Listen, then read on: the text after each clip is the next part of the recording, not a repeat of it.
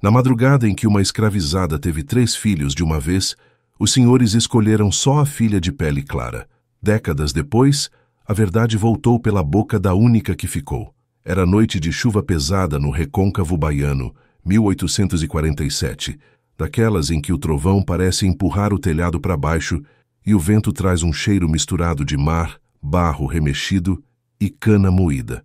O engenho Santa Rita dormia aos trancos. A roda d'água parada, o fogo do alambique quase apagado, a casa grande e branca recortada contra o céu roxo, com meia dúzia de janelas acesas como olhos inquietos. Mais atrás, depois da capelinha de porta azul e do curral, a senzala era um corpo só respirando em sobressalto. As lamparinas fumegavam, a água escorria pelas paredes de taipa, e num dos cubículos apertados, uma jovem de 20 e poucos anos, de pele cor de cobre escuro, se agarrava a um pano amarrado na viga, gemendo baixo, como se quisesse engolir a própria dor. Chamavam-na Dalina. Naquela noite, o corpo dela era o lugar onde a vida e a contabilidade dos senhores iam se encontrar. O ar ali dentro parecia um caldo quente de suor, sangue, fumaça de vela e folhas esmagadas. Ruth, a parteira velha, magra, com as mãos miúdas e calejadas, comandava tudo, a testa brilhando enquanto dava ordens curtas. Ferve mais água, traz pano limpo. Levanta, menina, respira junto. Lá fora, a chuva batia no telhado de telha torta, como se quisesse entrar e assistir. No corredor da senzala, algumas mulheres rezavam baixinho, outras olhavam pela fresta em silêncio, segurando o medo que toda escravizada carrega quando uma das suas vai parir. Ali nunca é só nascimento, é sempre também risco de morte e separação. Na casa grande, o coronel Antônio de Azevedo virava de lado na cama ampla, a barriga pesada sob a camisa de dormir. A esposa, Dona Maria Teresa, passava os dedos pelo rosário, repetindo ave-marias mais por hábito do que por fé. Sabiam que Dalina estava de tempo. O doutor da vila, Álvaro Neves, já tinha avisado que ela carregava mais do que um. No livro de contas, o coronel anotara dias antes com letra firme: Dalina, crioula de dentro, prenhe, provável dupla ou tripla prole. Observar cor, avaliar destino conforme valor. A chuva, o trovão e o parto que se abria lá atrás não eram para ele mistério de Deus. Eram investimento. Se essa história já apertou alguma coisa aí dentro logo no começo, guarda ela com você e ouve até o fim. Tem lembrança que só continua viva porque alguém se recusa a virar o rosto. O engenho Santa Rita ficava entre os mangues e o morro, a meio caminho de uma vila que vivia de açúcar, tabaco e das mãos de gente que não tinha o direito nem ao próprio nome. Era Brasil Império, mas ali, no fim da estrada de barro, o tempo era outro. Ainda era o tempo da chibata, do sobrado e da senzala, do padre que falava de céu enquanto abençoava senhores com os bolsos cheios de escravos. O tráfico de africanos já começava a ser apertado pelas leis de longe, e os donos de engenho sabiam que, dali para frente, quem nascesse no eito, no terreiro ou nos quartos de dentro valeria ouro. Por isso uma mulher como Dalina, jovem, resistente, de boas mãos e corpo saudável, era contada quase como gado de raça. Dalina nascera ali mesmo, filha de uma africana que ninguém chamava mais pelo nome de nação, só de Joana. Nunca conheceu o pai. Sabia de cochicho que podia ser um branco qualquer da família Azevedo, mas isso não mudava nada. Por ser ligeira, discreta e de rosto fino, foi trazida para dentro, para serviço de casa. Vestia saias de pano melhor, comia restos de mesa, dormia num cubículo nos fundos da casa grande, dividindo o colchão com outra criada. Isso, para as outras, parecia vantagem, mas para Dalina, aquilo também era exposição. Cada passo, cada barriga que crescia era vista, contada, anotada. E a barriga que agora pesava sobre o quadril dela não tinha pai declarado no livro do coronel. Ninguém precisava escrever o que todo mundo entendia. O doutor Álvaro, no último exame, tinha pousado o ouvido no ventre dela com aquele tubinho de madeira que usava. Franziu a testa, contou pulsos. São 3, coronel, dissera na varanda, o olhar dividido entre a ciência e o desconforto. Já vi 2 vezes só. Numa, a mãe morreu. Noutra, só uma criança vingou. A natureza não gosta muito de exagero, não. Dona Maria Teresa apertara o crucifixo no peito. 3 almas de uma vez, murmurara. O coronel, porém, apertou mesmo foi o queixo. 3 peças de uma vez, doutor. Se forem claros como a mãe, moças de dentro ou meninos ladinos valem muito, mas 3 bocas também comem. Vamos ver o que Deus manda, e o senhor confirma com seu saber. E anotou. Avaliar a locação conforme viabilidade e cor. Lá na senzala, Dalina não sabia de números, mas sentia na pele o peso daquele plural. 3.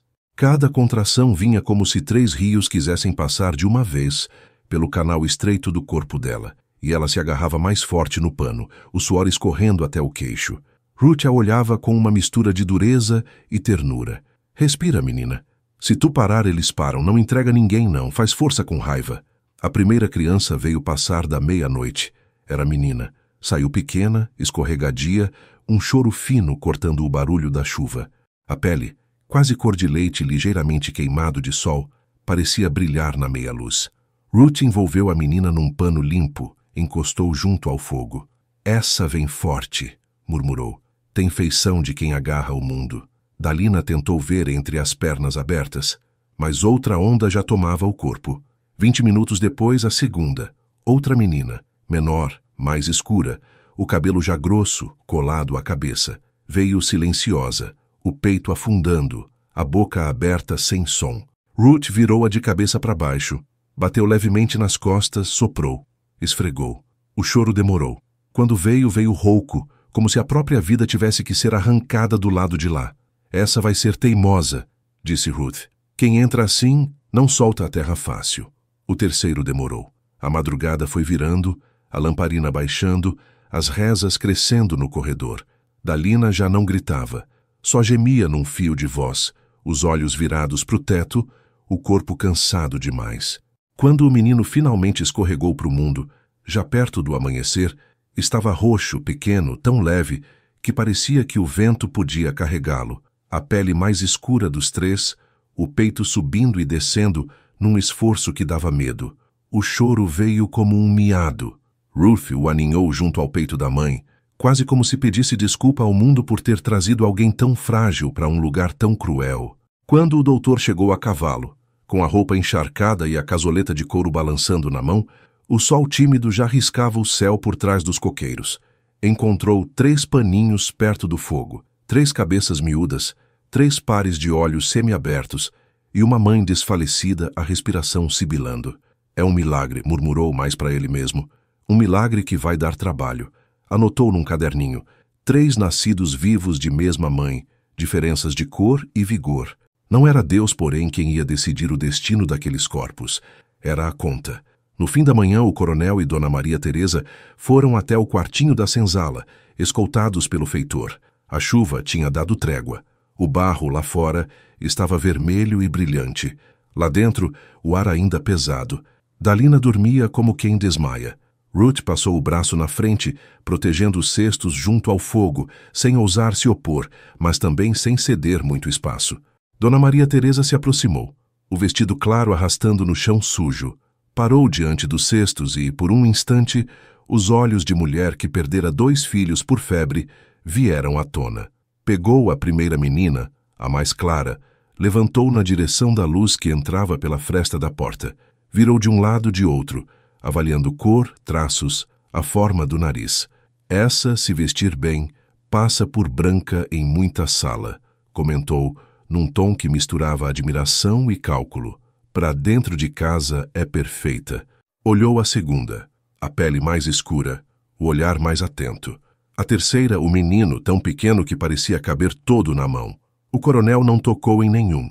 Olhou como quem olha novilhos no curral. Doutor, chamou sem tirar os olhos das crianças. Essa mulher nesse estado consegue criar quantos sem morrer ela e eles? O doutor limpou a garganta desconfortável. 1 com boa chance, 2 com sorte e muito cuidado. 3 é pedir demais ao corpo de uma escravizada mal alimentada, coronel. Mesmo em casa rica na capital, a gente perde muito em caso assim.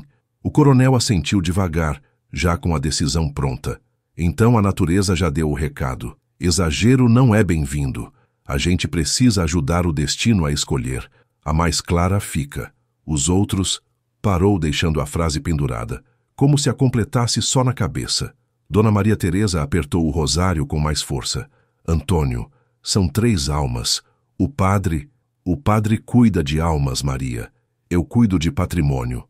Não vamos fingir que é diferente. 3 bocas é muito leite, muito tempo de mãe longe do serviço, muito risco para pouco retorno. Um filho de dentro, claro, vale por 3 do eito. A conta é simples. Virou-se para o feitor. Fala com Gaspar, o atravessador. Ele sempre tem solução para criança pequena demais, inválido, velho. Vê quanto ele paga por 2 recém-nascidos escuros, mas não quero saber detalhes para onde vão. Só quero que resolva. Tem 3 dias. Até lá deixa a mãe pensar que é só fraqueza do peito. As palavras caíram no chão daquele cubículo como pedras. Ruth sentiu um gosto de ferro na boca. Quis falar, quis dizer qualquer coisa, mas já sabia o limite entre o que é coragem e o que é suicídio para uma velha cativa. Engoliu seco. Quando o casal e o feitor foram embora, sentou ao lado de Dalina. Olhou as 3 crianças. Vocês nasceram num mundo errado, sussurrou. Mas não foi culpa de vocês. Dalina acordou pouco depois, o corpo doendo num lugar tão fundo que nem remédio alcança. Viu os cestos, as 3 cabecinhas.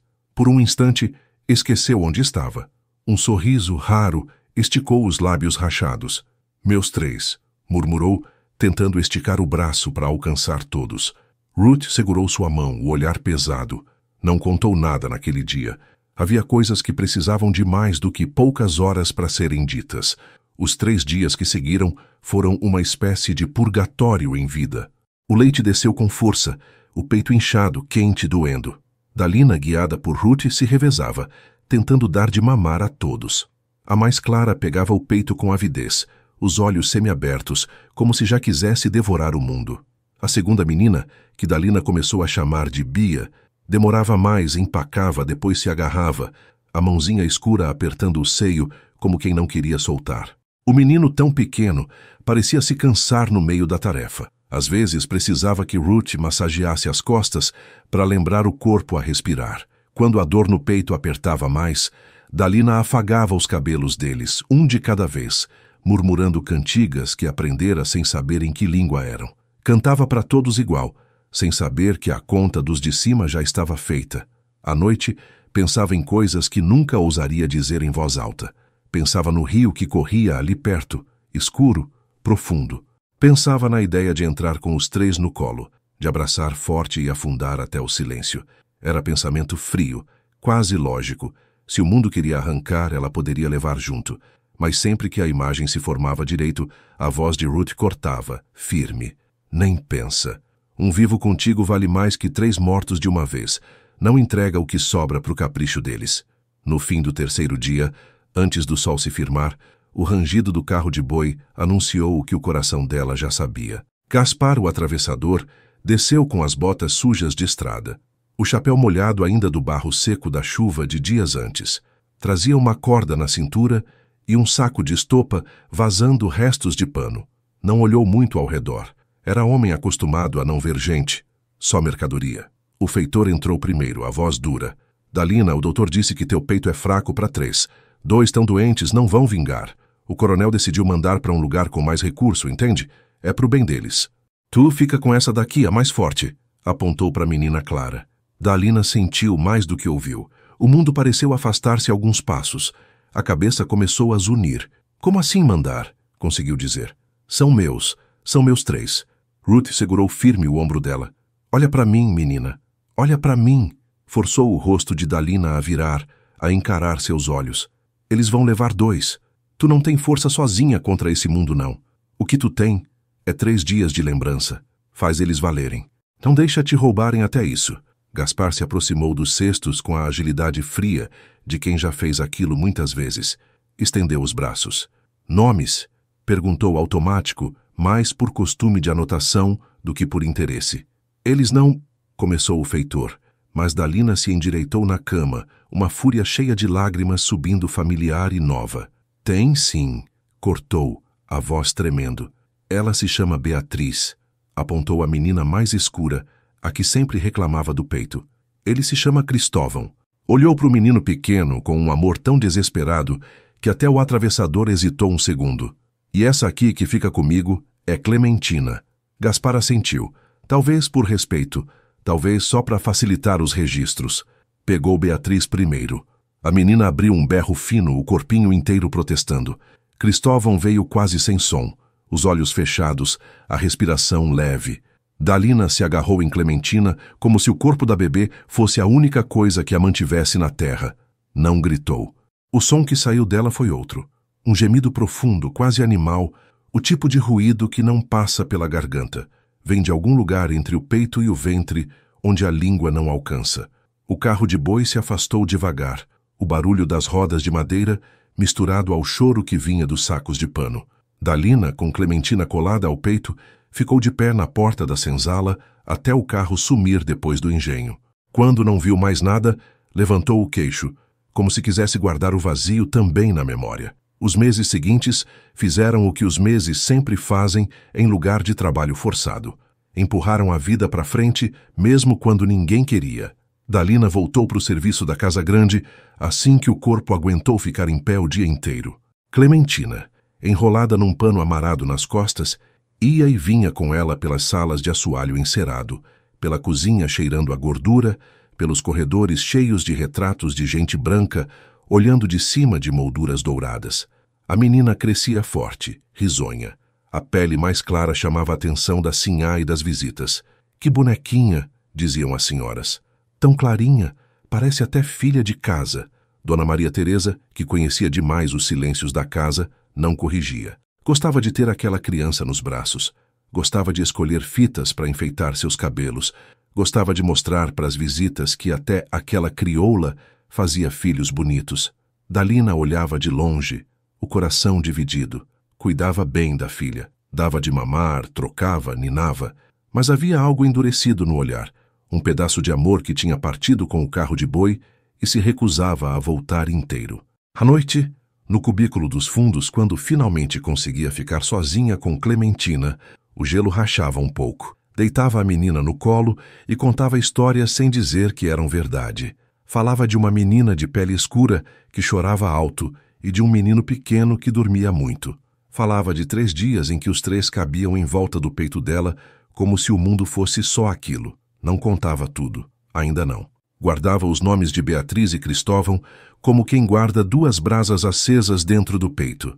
O tempo passou como passa na roça, por colheita, por seca, por safra de açúcar. 2 anos depois do parto, uma mulher de outra fazenda apareceu na cozinha da Casa Grande trazendo queijos e notícias, como sempre acontece entre cozinhas. Chamava-se Teodora, trabalhava numa propriedade mais perto da vila. Enquanto mexiam tachos, ela comentou quase como quem fofoca. Lá em Cachoeira estão falando de um homem aí, um tal de Gaspar, que apareceu na feira com um par de menino escuro, quase gêmeo, dizendo que veio de engenho aqui para baixo. Diz que os senhores daqui estão fazendo tripa para dentro e escolhe só os clarinhos de dentro. O resto vem de miúdo. Dalina derrubou a colher dentro da panela. O cheiro de gordura quente subiu. O coração disparou. 2? Perguntou, tentando soar casual. 2 só? Ué. Contaram que eram 3 de uma vez, mas só 2 chegaram na feira. Um casal de roça lá pros lados de São Gonçalo comprou os 2 para criar. Pobre, mas católico. Pelo menos não vão morrer largado em qualquer canto. Teodora voltou pro fogão como se tivesse falado do preço do sal. Naquela noite, Dalina quase não dormiu.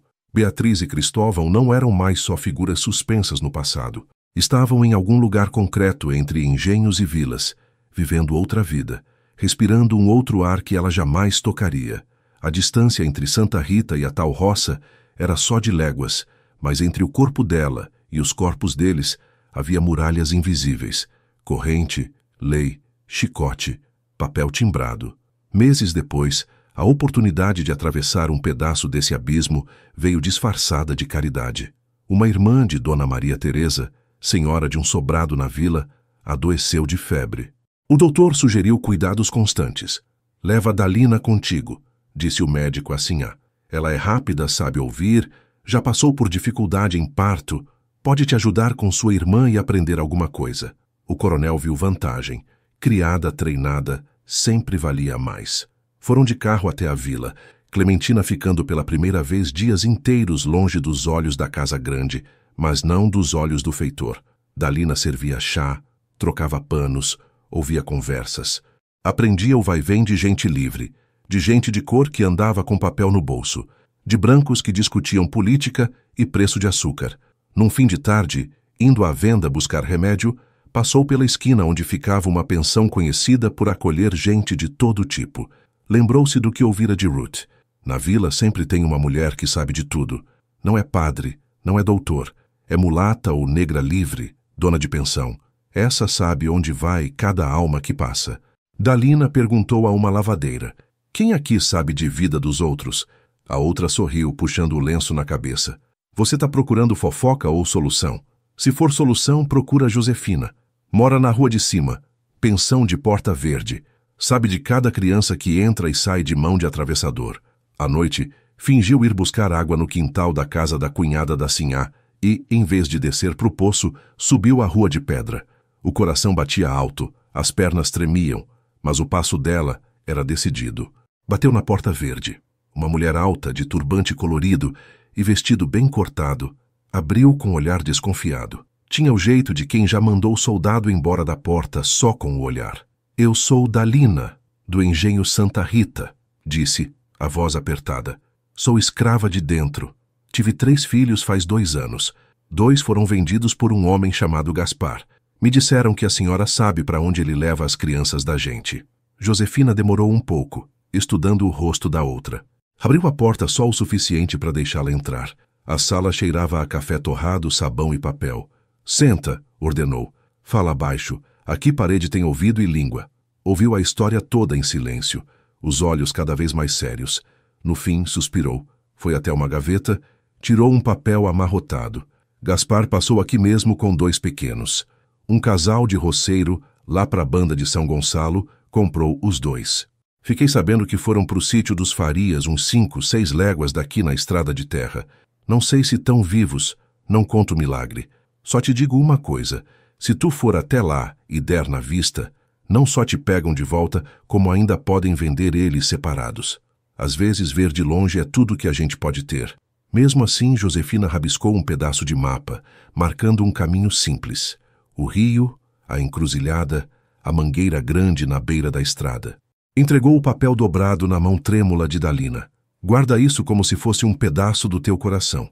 Mas não diz que fui eu, porque se tiver castigo, ele cai em cima de mulher como eu primeiro. Dalina voltou para a casa da enferma, com o papel escondido no forro da saia, o peito ardendo de uma esperança torta.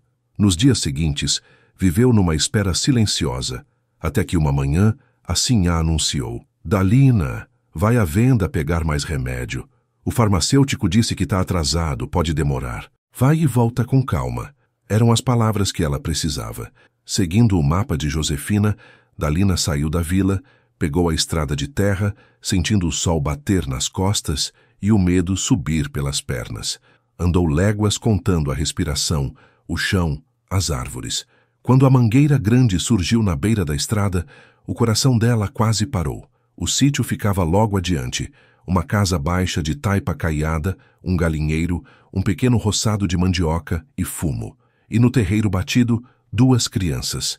Ela parou atrás de um pé de juazeiro, o corpo colado no tronco, sem ousar chegar mais perto. As crianças tinham mais ou menos a idade de Clementina. A menina, um pouco maior, corria atrás de uma galinha, rindo alto. O menino, mais franzino, tropeçava atrás dela, agarrando na barra do vestido quando quase caía. A pele dos 2 brilhava de suor, de sol, de vida. O cabelo enrolado, os olhos escuros.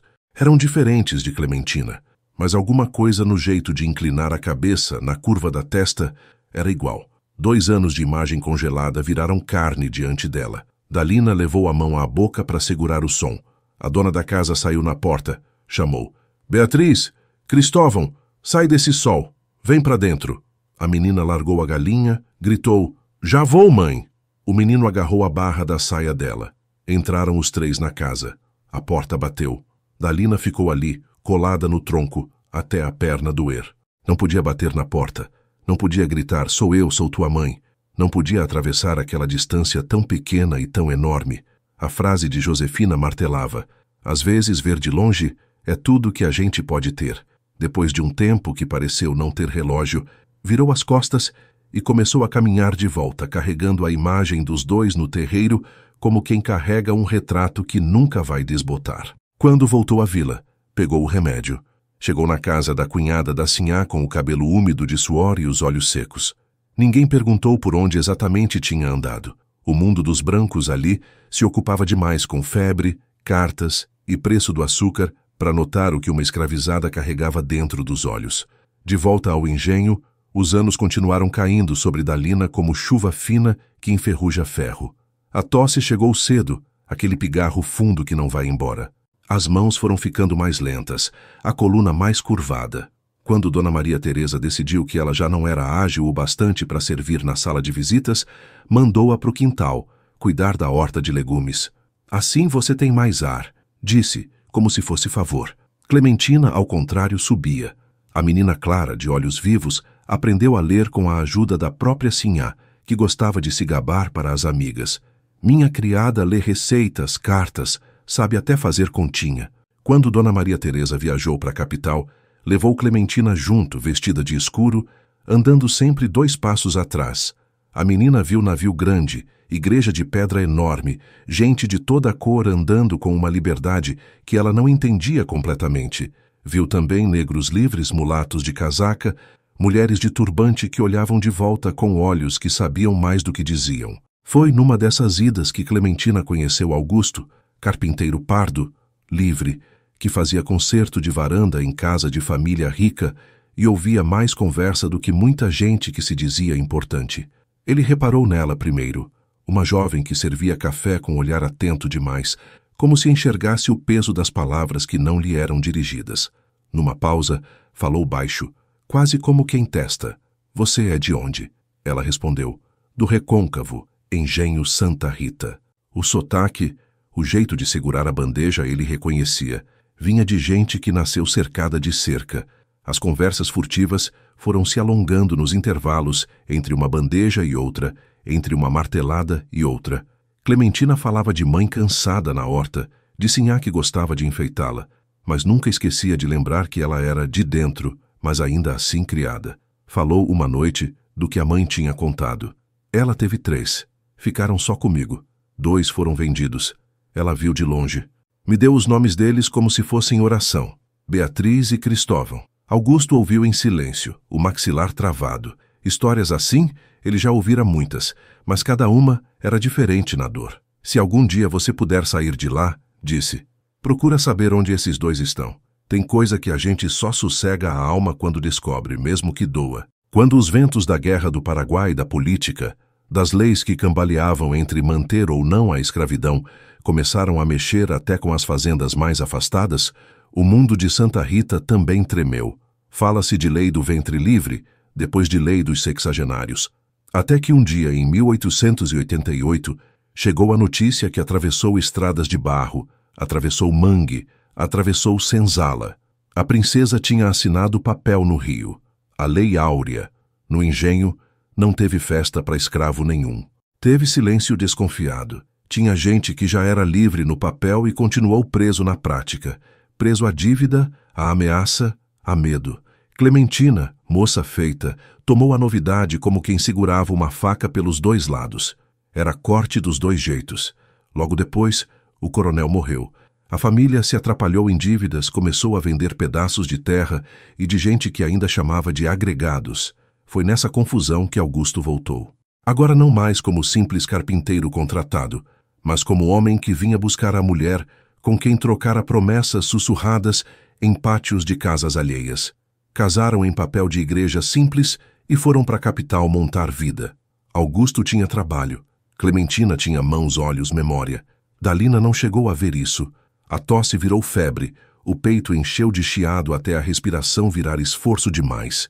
Morreu numa manhã cinzenta, sem padre, com as companheiras da senzala antiga e Clementina, de volta às pressas ao lado. Antes de partir, segurou o pulso da filha com força que parecia não ter, a voz saindo num fio.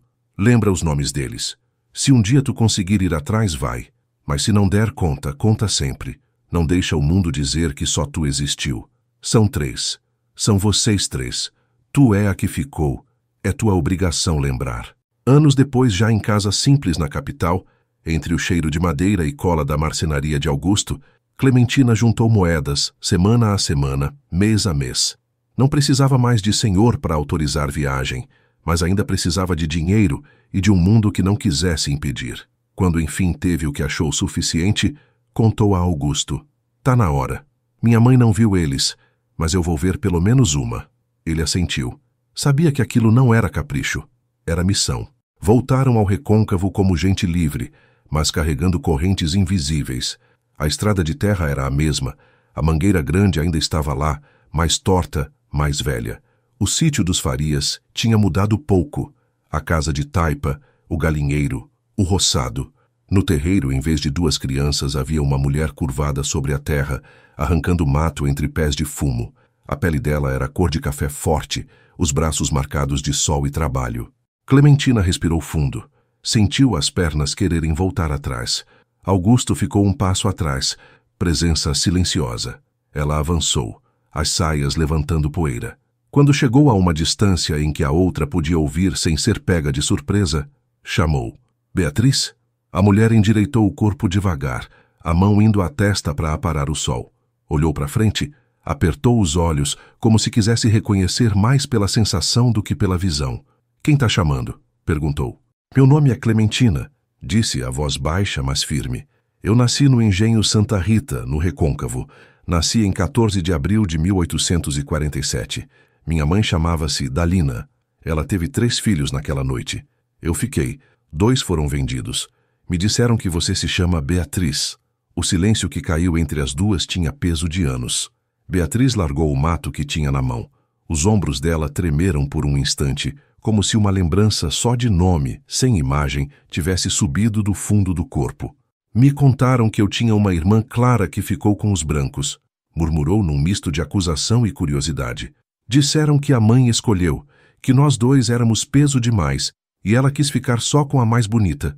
Passei a vida ouvindo isso. Não foi assim, Clementina respondeu, sentindo a frase da mãe latejar inteira ali. Ela não escolheu, escolheram por ela.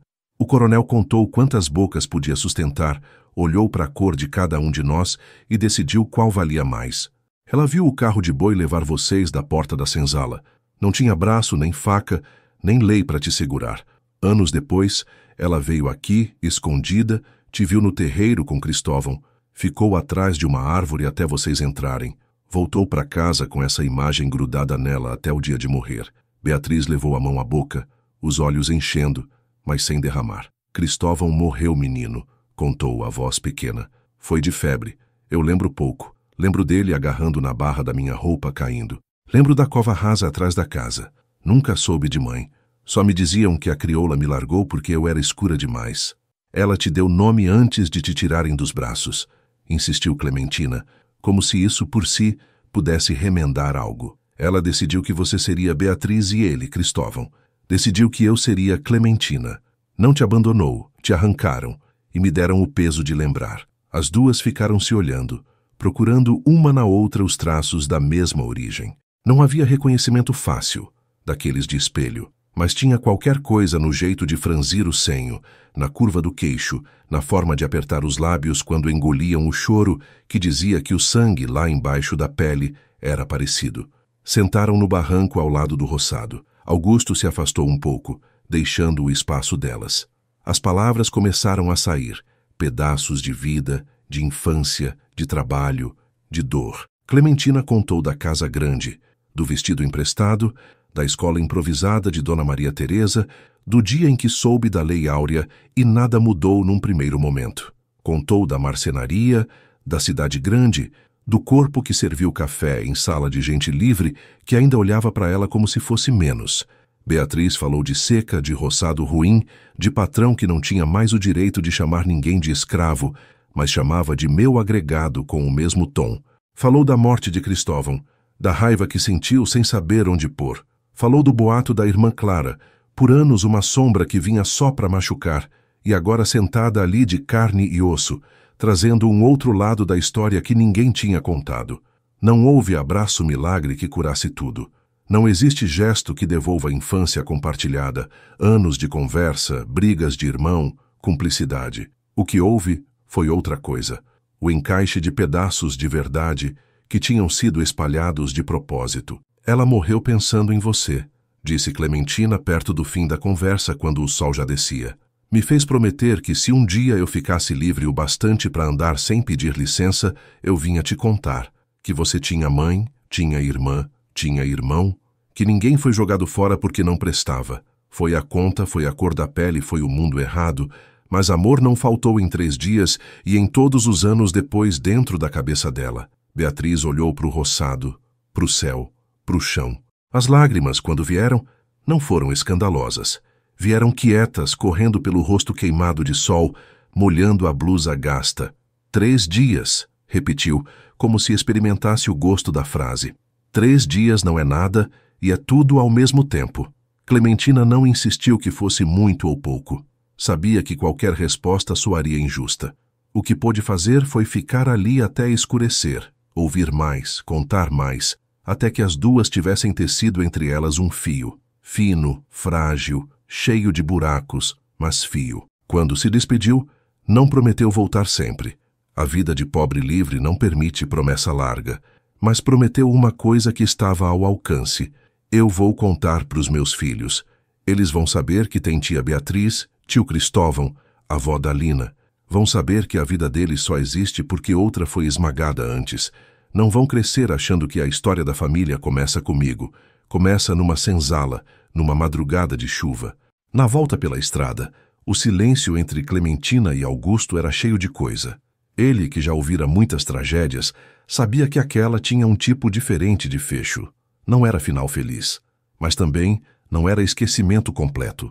Era o meio-termo amargo em que o povo deles foi obrigado a viver, sem justiça plena, mas com alguma memória salva do fogo. Anos depois, já com cabelo branco nascendo entre os fios escuros, Clementina sentava os filhos e netos na sala simples, o cheiro de madeira lixada e café fresco enchia o ar, e contava: vocês não começaram em mim, não. Antes de vocês, teve uma mulher chamada Dalina, que teve 3 filhos numa noite só, e teve que abraçar um e deixar 2 irem embora. Teve uma menina chamada Beatriz, um menino chamado Cristóvão, e teve uma Clementina que ficou para contar. Se vocês estão sentados aqui hoje, é porque alguém lá atrás decidiu que pelo menos a história não ia ser levada no mesmo carro de boi. Os pequenos ouviam, talvez sem captar todas as camadas, mas os nomes ficavam, as imagens ficavam, o campo de fumo, o carro de boi, a senzala, a chuva. E sem saber, eles faziam o que a avó e a bisavó tinham pedido. Mantinham viva uma memória que o papel, o chicote e a conta do Senhor tentaram apagar. Essa é a história de uma mãe que só teve 3 dias com todos os filhos no colo, e mesmo assim, encontrou o jeito de atravessar décadas na boca da filha que ficou. É a história de 2 crianças arrancadas pela matemática da cor e do dinheiro e de uma irmã que cruzou estradas, leis e medos só para devolver a elas o que ninguém podia vender, a verdade. Se em algum pedaço desse caminho você sentiu como se fosse coisa da sua família, da sua avó, de alguém que você conheceu ou poderia ter conhecido, não deixa essa história morrer aqui. Fala dela para alguém, guarda esses nomes dentro de você e, se quiser, escreve um "eu lembro" em qualquer canto do mundo. Às vezes é só isso que impede que quem foi apagado seja apagado de novo.